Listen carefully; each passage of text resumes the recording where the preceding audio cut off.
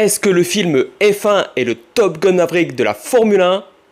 Bon, c'est pas aussi bien, mais qu'est-ce qu'on prend notre pied quand même? Un des plus gros blockbusters attendus de cet été est enfin sorti. Brad Pitt plus en forme que jamais, Javier Bardem plus classe que jamais et Damson Idris qui ne devrait pas tarder à exploser. Sous la caméra de Joseph Kosinski qu'on connaît tous pour nous avoir livré le démentiel Top Gun Maverick, on pouvait s'attendre à une redite en vitesse folle sur les circuits de la Formule 1, mais même si les moyens employés sont là, c'est parfois un peu brouillon. Alors bien sûr, de façon générale, l'immersion est bel et bien là, les caméras embarquées qui tournent et qui filment les visages des acteurs, surtout Brad Pitt, qui sont vraiment en train de conduire, des caméras placées partout sur les circuits, les plans larges, aériens, etc.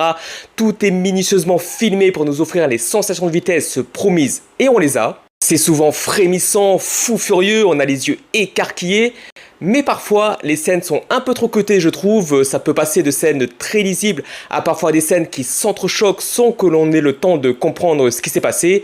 Et un des défauts majeurs, même si c'est le but de l'histoire que perso je trouve palpitante, c'est qu'il y a un peu trop d'accrochages et d'accidents, ce qui empêche parfois et frustre toute implication dans la beauté du pilotage à grande vitesse. Ce qui en vient d'ailleurs à l'histoire, c'est Jerry Bruckheimer qui produit en partie, et on retrouve cette vibe très simpliste dans le pitch qui faisait le bonheur de ceux qui ont grandi dans les années 80-90, un vieux roublard des circuits qui va apprendre la conduite et la vie à un petit jeune. Mais là où cette ligne droite pouvait sembler sans intérêt, le scénario va jouer avec ses codes sans pour autant renier le côté jour de tonnerre évident. On assiste presque à un braquage sur les circuits tellement le personnage de Brad Pitt semble avoir un plan en jouant avec les limites des règles pour gagner, ce qui va agacer les amateurs tellement on voit que tout ça n'est pas réel, mais n'oublions pas qu'il s'agit d'un film et pas d'un documentaire. Ce qui va amener des enjeux tactiques et émotionnels qui je trouve donnent énormément d'ampleur et de contexte aux courses, tout en donnant aux deux persos principaux une rivalité plus complexe qu'une revanche sur la vie ou une carrière individualiste,